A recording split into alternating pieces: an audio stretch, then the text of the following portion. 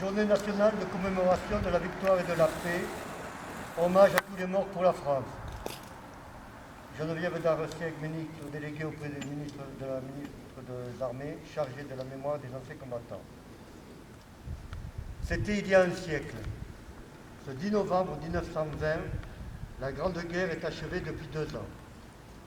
Dans la citadelle de Verdun, Auguste Tin, soldat de 2e classe et pupille de la nation, dépose un bouquet d'œillets blancs et rouges sur le cercueil d'un soldat, un parmi tous les combattants des Flandres, de l'Artois, de la Somme, du chemin des Dames, de Lorraine, de la Meuse, un de ces braves. Un des poilus qui participera à une interminable guerre, un de ces Français qui œuvra à la tâche incommensurable de la victoire, un parmi des milliers qui est devenu le soldat inconnu. Le 11 novembre 1920, le peuple de France l'accompagne solennellement sous les voûtes de l'Arc de Triomphe. La patrie, reconnaissante et unanime, s'incline respectueusement devant son cercueil, en saluant la mémoire de tous les soldats morts sous le drapeau tricolore. Quelques mois plus tard, il était inhumé. Depuis 1923, la flamme du souvenir veille, nuit et jour, sur la tombe. Chaque soir, elle est ravivée pour que jamais ne s'éteigne la mémoire. La sépulture du soldat inconnu est devenue le lieu de recueillement national et le tombeau symbolique de tous ceux qui donnent leur vie pour la France. Cet anonyme représente chacun de nos morts et tous nos morts en même temps.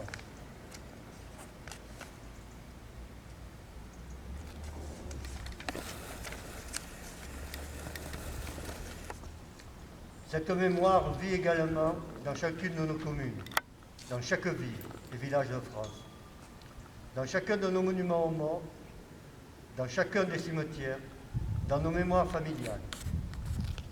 Elle vit dans l'œuvre de Maurice Genevoix, qui entre aujourd'hui au Panthéon. Le président de la République l'a souhaité en l'honneur du peuple 14-18. Maurice Genevoix n'entre pas seul dans le temple de la nation.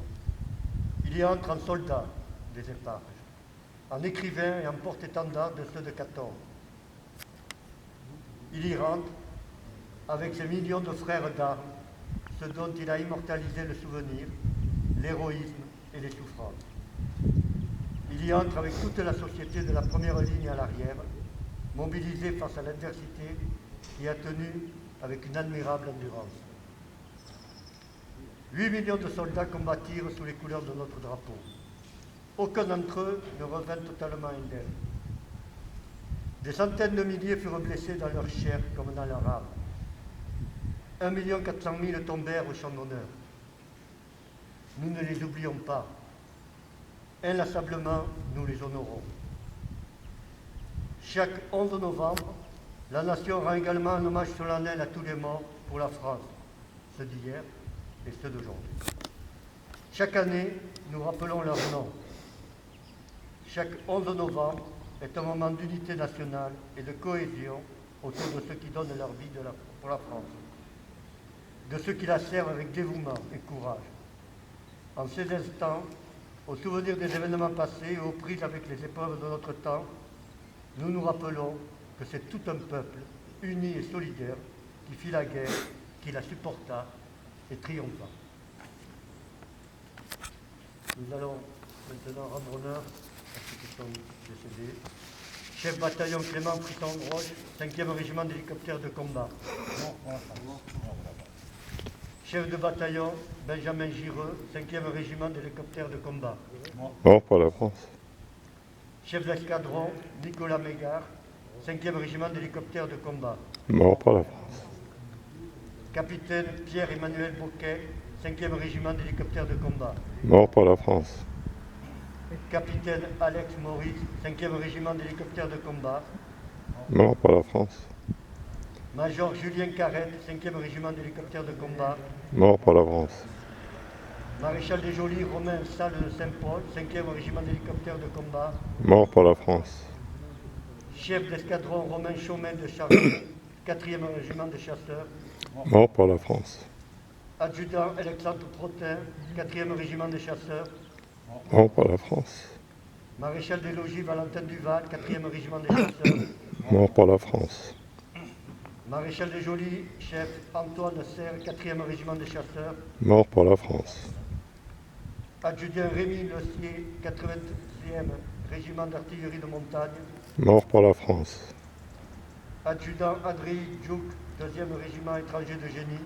Mort pour la France. Caporal-chef Volodymyr Ribochuk, 1er régiment étranger de génie. Mort pour la France. Brigadier-chef Ritrio Martin Kouliouk, 1er régiment de cavalerie. Mort pour la France. Brigadier Kevin Clément, 1er régiment étranger de cavalerie. Mort pour la France. Brigadier Toyashima Raza Fint Salama, 1er régiment des hussards parachutistes. Mort pour la France. Maréchal des Jolis Andy Fila, 4e régiment d'infanterie de soutien logistique parachutistes. Mort pour la France. Maréchal des Jolis ST, 1er régiment des hussards parachutistes. Mort pour la France. Brigadier Arnaud Volpe, 1er régiment des hussards parachutistes. Mort pour la France.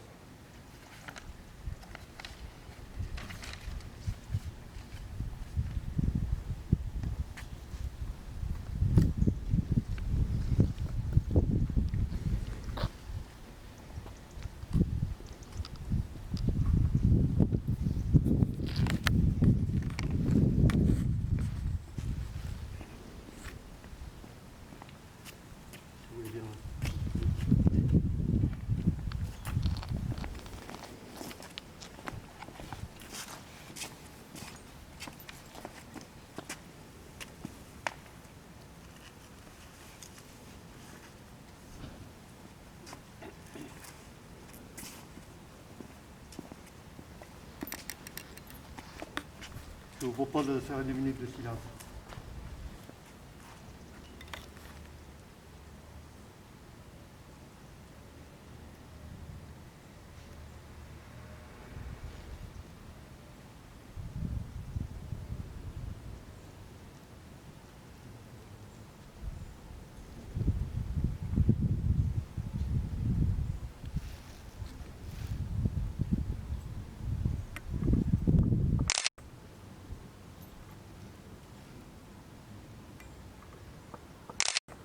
Merci.